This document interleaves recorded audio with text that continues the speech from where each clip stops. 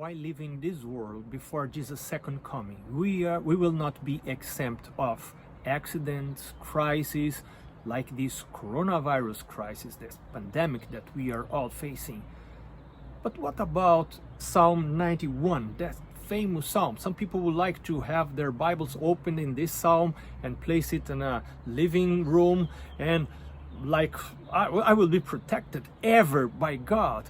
What is this psalm saying? What is this psalm not saying? First of all, to me, the most important part of this psalm is verse 1. On verse 1, the psalmist says, "He who dwells in the secret place of the Most High shall abide under the shadow of the Almighty." This is the most important thing in life.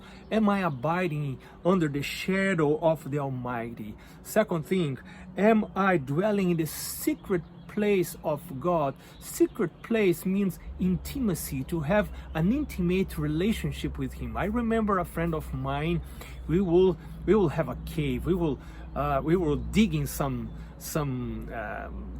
hole in a place in order to flee in the time of the persecution, and we will try to bring some canned food and to place there in order to have that shelter, and only the two of us would know about that place. It was a secret place. When you have a secret place and you share that secret place with someone else, maybe that person has a very intimate relationship with you. And the psalmist is alluding to that here. He's saying, "He who dwells in the secret place of the Most High shall abide under the shadow of the Almighty."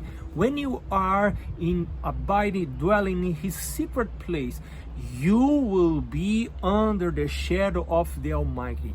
When you are under the shadow of the Almighty, your life belongs to Him, and He will know what is the best. Romans 8:28 says, "We know that in all things," that's very absolute, "in all things God works for the good of those who love Him." That verse is not saying that all things are good. That verse is not saying that all things were planned by God.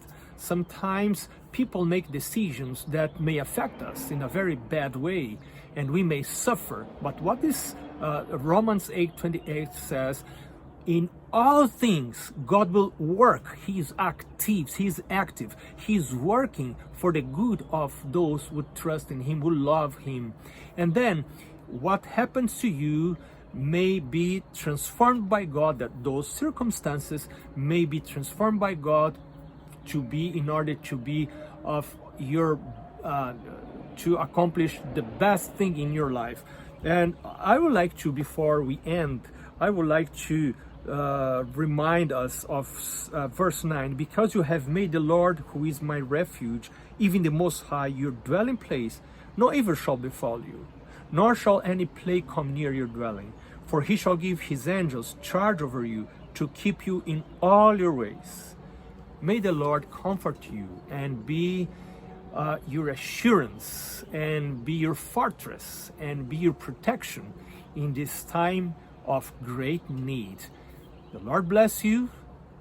Decide to be a blessing today.